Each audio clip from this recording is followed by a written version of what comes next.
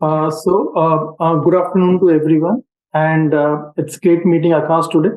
So, Akash, I'll start with the most basic question of you for any mocks, and that is the introduction of yours. I would like to carry your IQ as well as the EQ points. Both of the points you should mention in your introduction. So you can start. Yes, sir. Uh, Good afternoon, everyone. My name is Akash, and to start the introduction with follow with points of my EQ and IQ, I would like to start with uh, my whole childhood I have spent with my grandfather and my grandmother, where I was in her caretaking. As the last 15 years of my grandmother, she was paralyzed. So I spent my childhood in the town of Bhiwani, where I did my 10th and 12th standard. Then after that, I decided to take on the subject of physics. So with the decision to pursue physics, I went to the MNT University of Haryana, where I did my undergraduation. Then to talk about my IQ, I decided to pursue or to prepare for the JAM, IIT JAM, Joint Admission Test, where I got an All India rank of 35 with a percentile of 99.7. In 2002, I was lucky enough to get admission into IIT Bombay, where I've been doing my master's since. At IIT Bombay, I came across lots of exposure, and in those exposure, I also get the chance to be part of some managerial positions. With that, I decided that I should prepare for MBA before joining my father's business and to learn about the business acumen. So basically, which subject you're doing masters in? So at IIT Bombay, professors allow that you don't have to do a specific subject in physics itself. The students are allowed to find the interest areas by themselves and then pursue that area. What is that? As for me, I decided to go for condensed matter theory. Condensed matter. So it's physics basically, same thing. So yes, sir, indeed. So how the physics? What's the physics relation with an MBA? Sir, my father and I and my grandfather have always believed in the power of education. My biggest inspiration have been my grandfather and my mother. My grandfather was a Ayurvedic doctor and a Sanskrit professor and a national level player of what you call kabaddi. So I feel very inspired from them. And my father always put a high value on education. So I decided to pursue my interest to the max of it, as I am right now young and have the mental ability to do so as well. That is why before joining my father's business, I decided that I should pursue physics to the max of it and learn all the problem solving, analytical thinking, inductive processes to think through the problems, because that is the area of interest that helps me in growing business later too.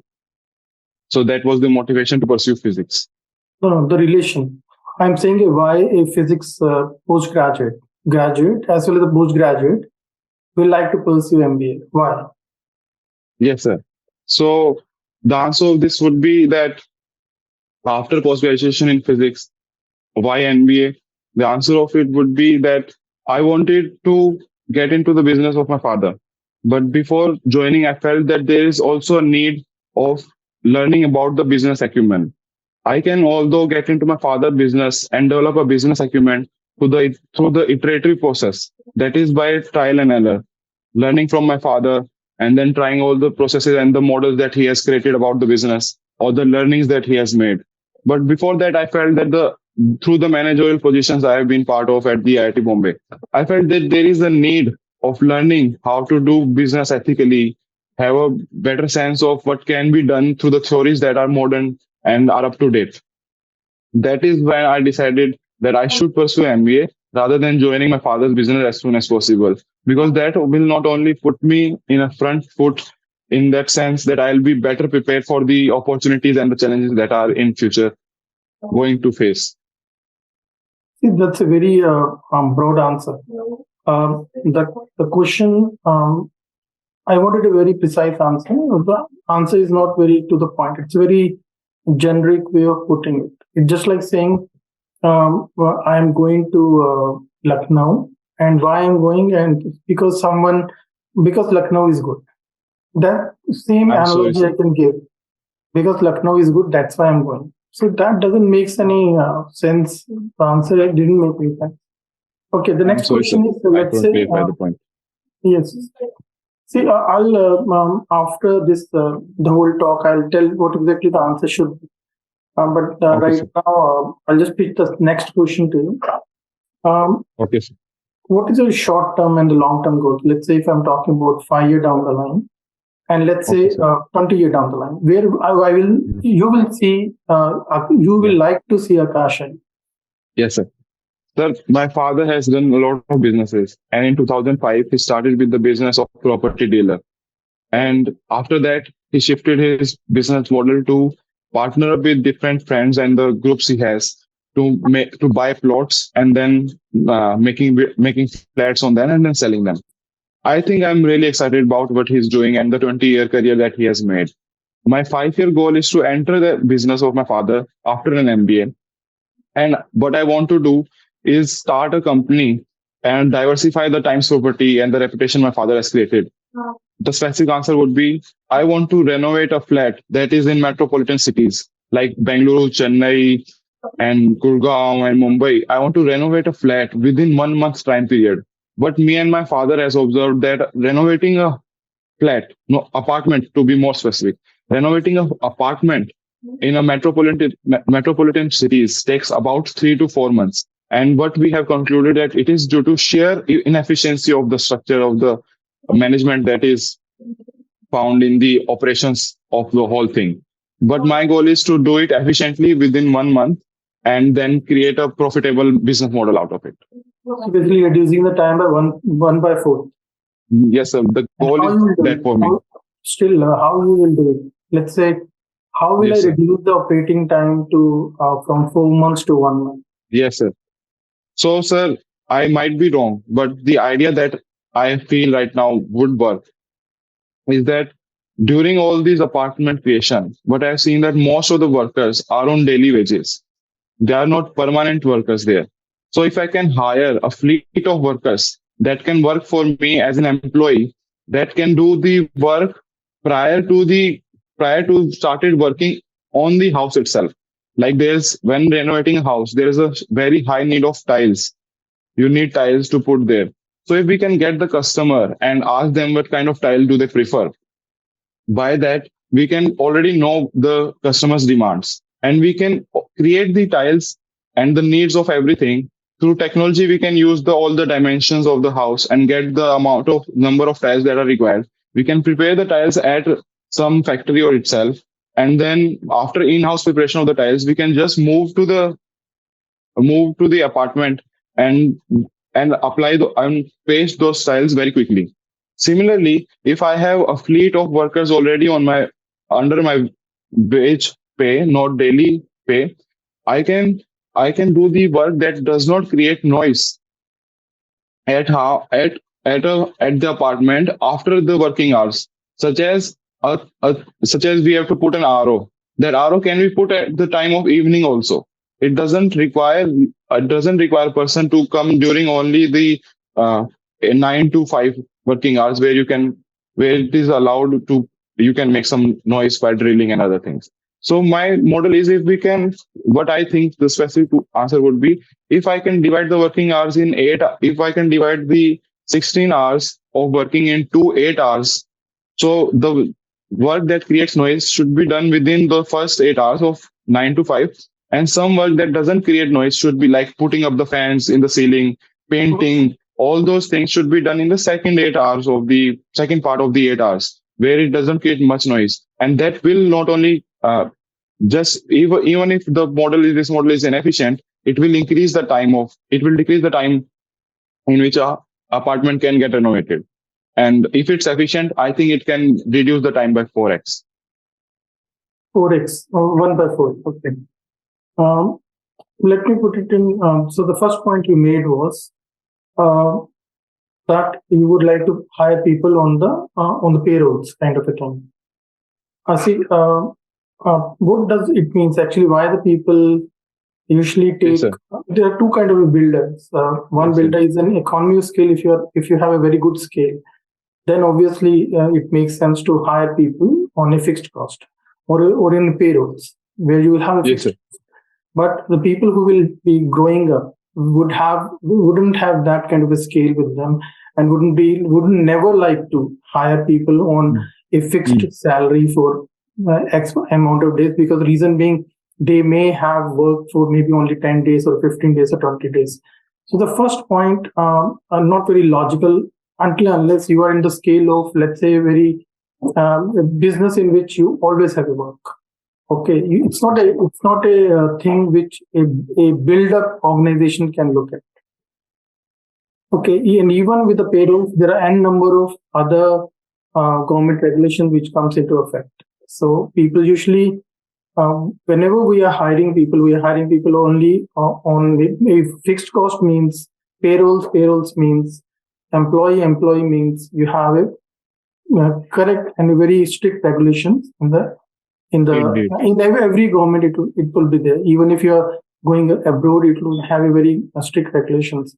But when you're talking about let's say the daily wages, that's called professional services. Just like I'm going to a doctor, तो doctor पास Mm. जाता हूँ मैं, no commitment कि मुझे हर रोज ही doctor पास जाना है. तो that's why it is done. आपने सेकंड पॉइंट क्या बोला? आपने 3 पॉइंट्स रेफर किए. What is the second point you mentioned? Payroll, and the employee thing, and the last was to work in 2 8 hours part.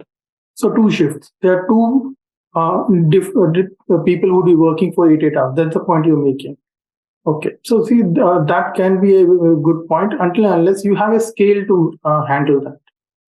Yes, sir. आपको जो operation cost है, अगर आपने फिक्स्ड बना लिया तो any developing organization or any enterprise shouldn't have a fixed costing.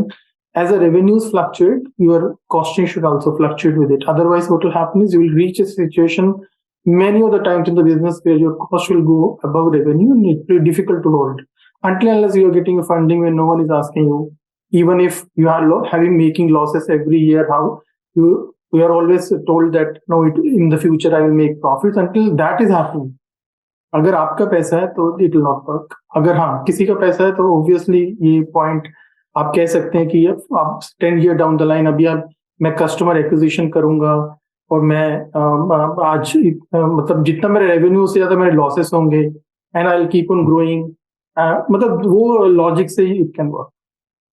अच्छा, now आपको ना ma'am it's on to you now, तो आप पूछिए. This I can add one point. Thank you. Yeah. Please. So, this is what I aim to learn and gain from an MBA. I know there are logical fallacies that are going to be there along the path, and to have models and to have that path visible and clear is what I aim to gain from an MBA. An MBA. Makes sense. Yes, Poonam ma'am. Thank you, sir. Akash, I would like to ask you, first of all, did you appear in NEET also, right? Indeed, ma'am. Okay, you were interested in both the pathways. No, ma'am. I was interested in science in general from my childhood. So when my grandfather died in 2018, I decided to take some time to reflect back on life, as I was very close to my grandfather, even during the last days and even during the last hour of my grandfather's life. And during that time at home, I was just reading books, and that's my hobby. And science is my great field of interest. So I decided to give a try to JEE and NEET as well. But I decided to stick on NEET to try if I have that biological sense of thinking as well in me. Yeah. Okay, fine. So you were also working in hostel. You were very active in your hostel life, right? Indeed, ma'am. And Indeed, ma'am. you were, yes. So how did your work help people to adjust better or to be facilitate their induction into the environment? In what possible ways do you think you help them? Surely, ma'am. Ma'am, before I joined the IIT Bombay, after I joined the IIT Bombay, I was placed in a very lovely hostel, which is known as H4 in IIT Bombay. The IIT Bombay H4 is part of a bigger hostel group, which has Hostel 18, Hostel 17, and H4 and Tansa Hostel.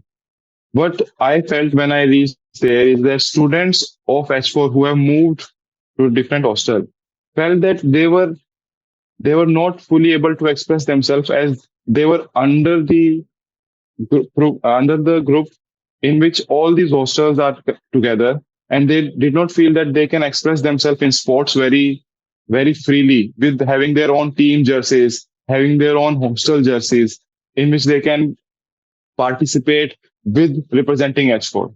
So one of the first thing that I did was with the general secretary of the hostel affairs, I launched a initiative. You have to wind your answer in 1 minute. You have to be crisp. Okay, ma'am. Okay. So two things I did was that one, I initiated an initiative where my goal was to get H4 and its own independent sports teams, its own independent part in the general championship of the sports. And the second thing I did was there were regular Google Forms floated where all the sports issues were collected and were addressed in regular meetings, which were weekly. And last thing that I did was maintain, buy, and promote the use of sports equipments at the hostel. One of the great examples of this was badminton, where I initiated and successfully achieved the badminton court that was established in our hostel, which is still used today, I'm proud to say. Fine. Okay. Now let me ask you about your you have work, you have work experience, right? In way? No, ma'am. You okay. So generally speaking, I'll ask you a question, from your past experience also, you can relate to it. What do you think is more important, excellence or perfection in an organization? Ma'am, I would like to just have 10 seconds to think. Okay.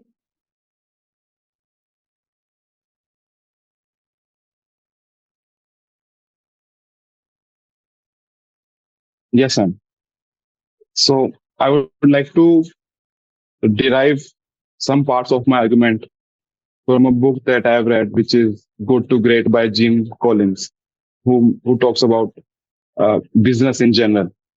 So what I think is that in any organization is a part, any organization is a collection of lots of humans with their own goals and their own motives.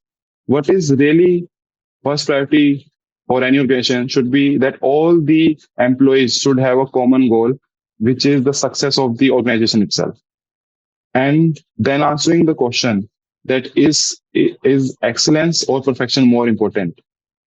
I think perfection is very hard to achieve and is not as much as is overrated to some extent. As I can be wrong in this analysis, I would like to say that excellence should have a little more importance, a little more preference than perfection. Okay. I'm coming to the next question. Can you give an example of how a vision was translated into a mission from your, from anywhere, from your own experiences or from an organizational experiences or from what leaders have done in the past?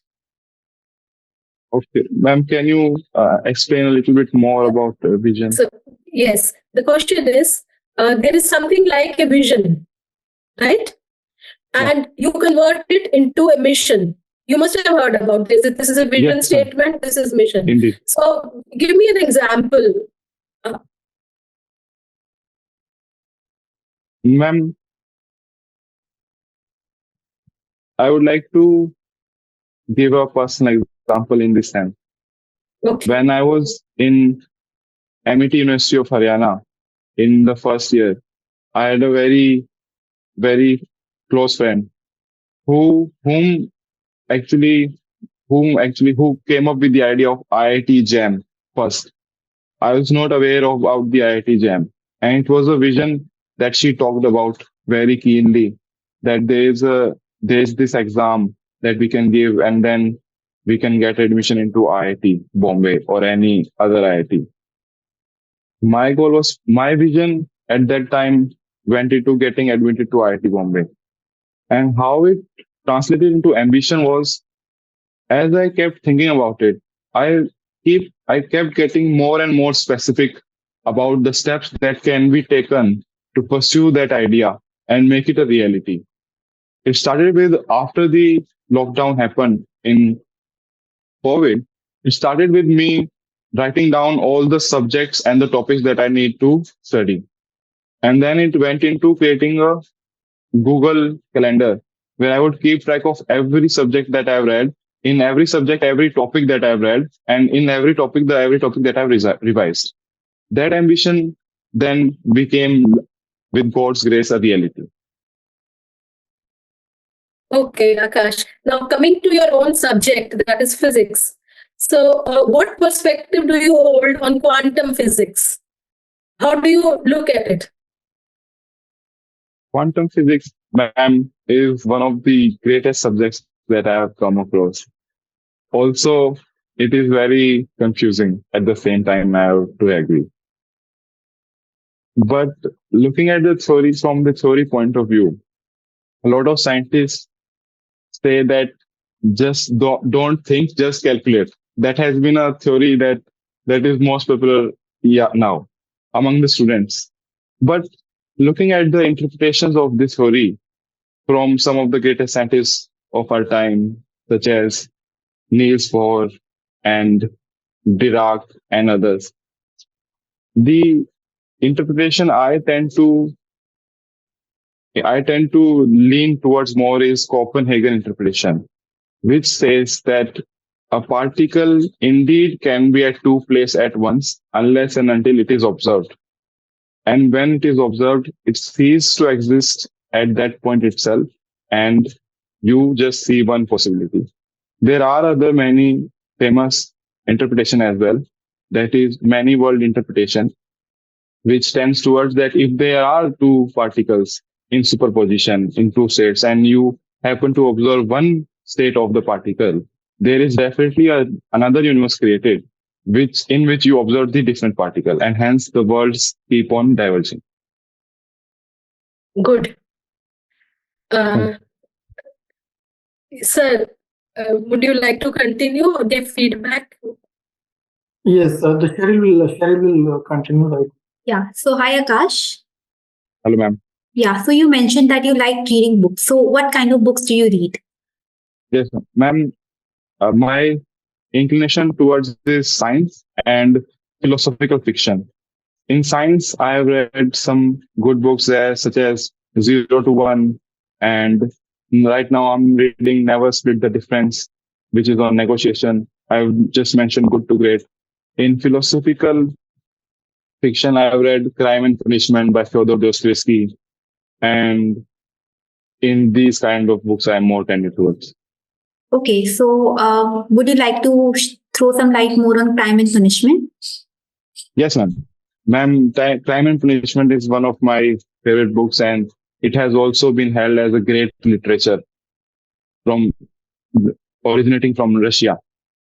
Crime and Punishment is a story about a man who goes on a path to murder a woman and then goes through the psychological adventure, what I would like to call, of what happens through a person's psyche when they're murdered and how they become a paranoid.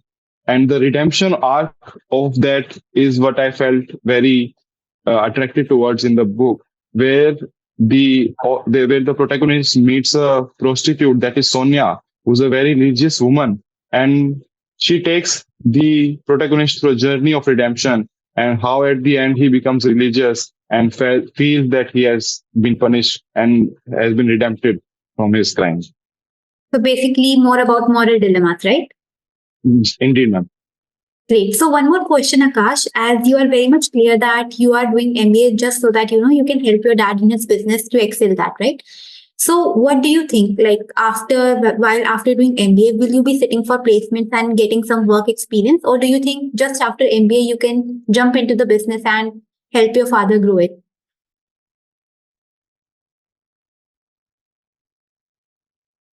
Ma'am, right now, I'm of the opinion that I should, after MBA, join my father's business and help him grow.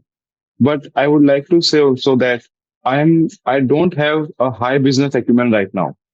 So if during MBA, I learned that it is important to create connections by joining some organization, to get some more knowledge in the terms of experience, I think I would keep that door open. But right now, I'm of the opinion that after an MBA, I would like to join my father. Okay. And according to you, what is the importance of work experience in one's life? Yes, ma'am. Ma'am, work experience is like applied business acumen. To me, it feels like that.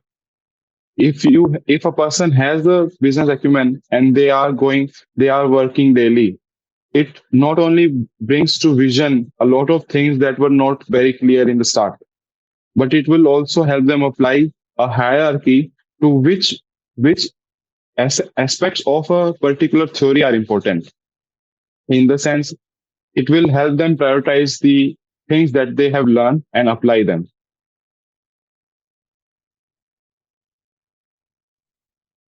Okay, Akash. So that's it from my end.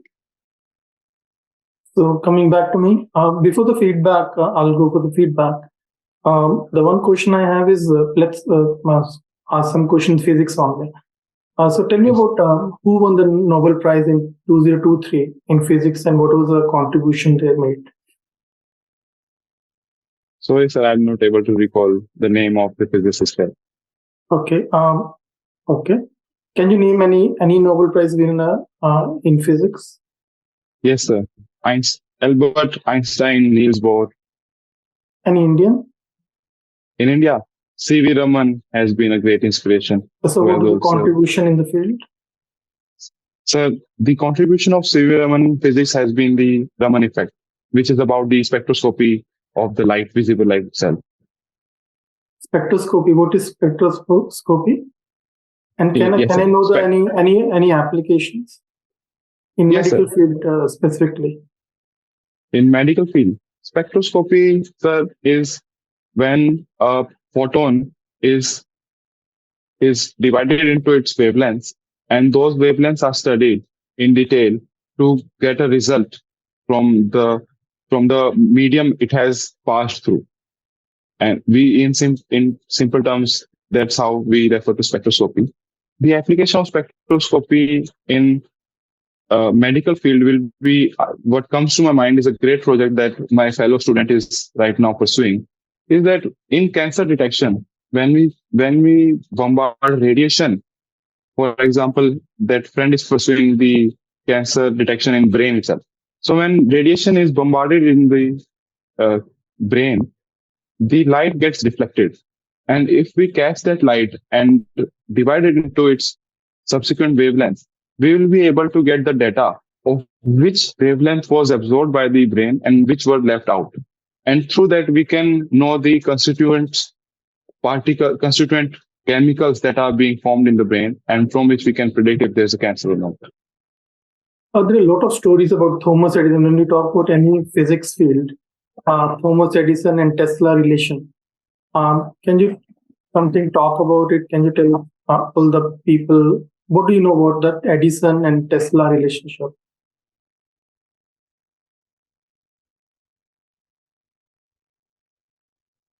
Sir, what I know from little knowledge I have from some documentaries or some instances in books that I've read are that Edison was a businessman, particularly, where he inclined towards creating a lot of discoveries, which he can then have patents for, and then has and then have his company make the revenues on them. On the other end, Tesla was a self-motivated engineer and a physicist who wanted to transform the electrical generation industry, as he felt the AC current that he has invented can produce a longer range of current. Hmm. Talking about the personal dynamics between Tesla and Edison, what I know, which I don't think is sufficient knowledge, is that Edison always favored the success of his business more than the proficiency of the invention that someone has made. On the So other hand, point Tesla, is the point that Edison was not a scientist. Edison was a scientist. Mhm. He was a businessman first. So if a person is a businessman and a scientist, and if he's pursuing business, what's wrong? So I do not feel there is anything wrong in that. So there are a lot of stories when physics field में Thomas Edison और Tesla का relation तो just like आपके रामायणा जैसे हम Hindus में बोलते हैं, आपके तो वैसे है, but doesn't matter, that's not the point. Okay, so that's the end Akash. So feedback now. देखिए, the most important thing for any MBA aspirant, rather anyone, is the answer of why. अगर आप why answer ठीक से नहीं कर रहे हैं तो you have lost your battle then and there. वो तो बात की बात है, इंटेलेक्ट है कि नहीं. देखिए, बिजनेस स्कूल क्या देखता है, एक तो देखेगा आपका इंटेलेक्चुअल इक्विटी, वो तो आपका रिजल्ट्स भी बता रहे हैं, आपका पास बता रहा है, इंटेलेक्चुअल इक्विटी है कि नहीं. सेकंड, वो देख रहा है आपका आप डिस्पैरिटी, या जिसे कहें एक बैच में क्या क्या आप ला पा रहे हैं, जिसे कि हम डिस्टिंग्विश फीचर्स क्या हैं आप. तो आप डिस्टिंग्विश्ड हैं, आप मतलब you not an typical engineer moving into MBA, तो वो आपके लिए बेनिफिट पॉइंट है. But if you are failing to answer the why MBA question, then you have lost your battle then and there. क्या problem क्या है आपके answer में? बहुत जेनरिक आंसर है. जैसे मैं आपको एनालॉजी दिया, ऐसा लगता है कि मैं यहाँ क्यों बैठा, क्योंकि किसी ने कहा है ये बहुत अच्छा जगह है. ये आंसर इज, मतलब देखिए, हम MBA क्यों करते हैं? Why we are doing an MBA? We are doing an MBA for any skill, any knowledge, anything we are gaining out of it. So unless I'm not very clear what exactly I'm gaining, but I want to move into that course, is a very illogical aspect. मतलब total irrational level point. जैसे कि आप you are weaving the point very good. वो story अच्छा जाता है कि business, I need an acumen, मुझे नीड चाहिए. जैसे आपने ऑपरेशन कॉस्ट पे भी ये आंसर दिया कि that's why I am going for an MBA. ये आपका आंसर ये नहीं होना चाहिए कि जिसे कहें एक कंडीशन स्पेसिफिक पॉइंट्स. आपको क्लियर पता होना चाहिए कि these are the things I have and these are things I am lacking and that's why I am going for an MBA. मतलब बेसिकली स्टोरी कैसे रन करना चाहिए कि ए मैं हूं and let's say my future is C, which is your business, your father's business, you joining into it, and B is MBA. So A plus B is equal to C. Until it's not seen linearly or put linearly by you, it makes no sense. फिर ऐसा सुनाई देता है कि मैं जा रहा हूं लेकिन मुझे पता नहीं मैं क्यों कर रहा हूं. बस दैट्स इट. अगर आपने ये बोल रहे हैं आप, तो आपका candidature is very weak in that area. वैसे तो most business school will not answer your failure that why they didn't take you, but many of the business school do actually. So most of the times उनका जब answer आता है कि they have failed it and why they have failed it, and 98% of the answers would be the candidate is not very sure of why that candidate is joining or wants to join us or wants to do an MBA. ये basic question है. आपका intellect तो secondary है, आपका future thing secondary. लेकिन अगर आप वो क्वेश्चन, आप वाई MBA, आपका short and long term goals, देखिए क्वेश्चन क्या है एग्जैक्टली. क्वेश्चन क्या है कि एक ट्रेन जा रही है, उसके 3 स्टेशन हैं, अगर मेरा वाई MBA क्वेश्चन मेरा प्रेजेंट को आंसर कर रहा है, मेरा पास्ट तो ऑब्वियसली आपका रिज्यूम में आप दिखा रहे हैं, आपका पास्ट वो तो फिक्स्ड है, लेकिन वाई MBA आप थे और आपका जो मैंने बोला ना 5 ईयर डाउन द लाइन और 20 ईयर डाउन द लाइन, तब मेरा क्वेश्चन एक्चुअली वो थर्ड स्टेशन का है। अब मैं ये समझने की कोशिश कर रहा हूँ कि ये पास्ट ये जो फिक्स्ड है और जो ये स्टेशन बोल रहे हैं कि 5 year 20 year down the line ये जाएंगे, क्या ये MBA का स्टेशन बीच में आ रहा है क्या?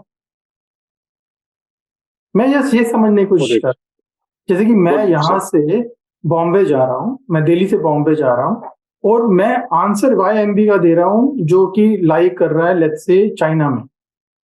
तो मैं क्वेश्चन पूछ रहा हूँ कि यार ट्रेन तो जाती है सीधी, इसमें जयपुर आ सकता है या बीच में अहमदाबाद आ सकता है, मतलब मैं सोच रहा हूँ, लेकिन वो आंसर वाई MBA का जब आ रहा है तो वो आ रहा है जैसे कि I want to go to Beijing. अब I am just trying to understand वो तीनों स्टेशन कैसे कनेक्ट हो रहे हैं।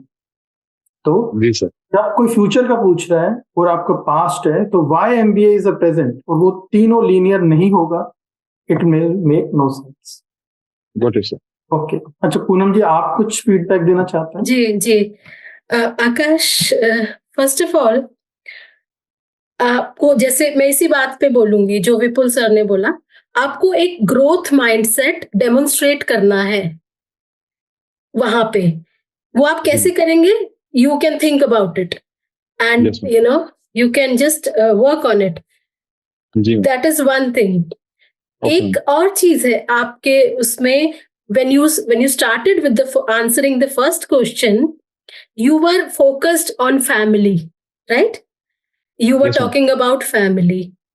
So in these kinds of professional interviews, you can focus on family, but you have to see how you project it, because वो excess में नहीं होना चाहिए.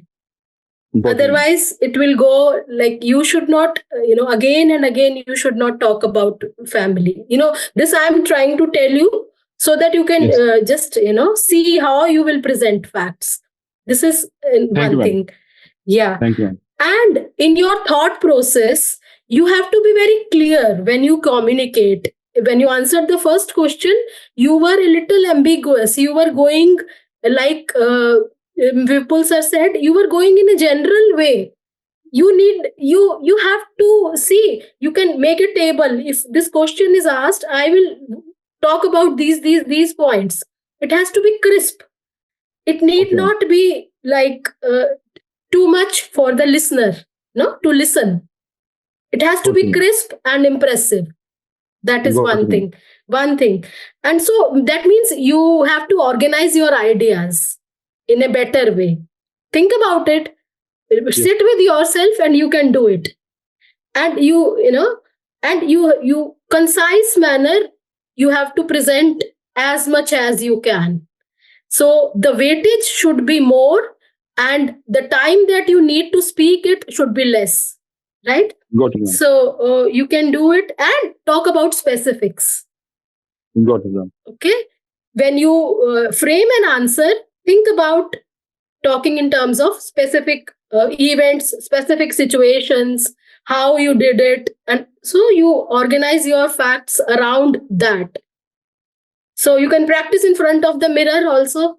Once, maybe I am not very confident. Second time, I'm more impressive. Third time, I'm better off. So that all those things will help you. Got it. Yes, sure. So not a feedback, just a general tip for you. So you are the one who can literally guide the interview.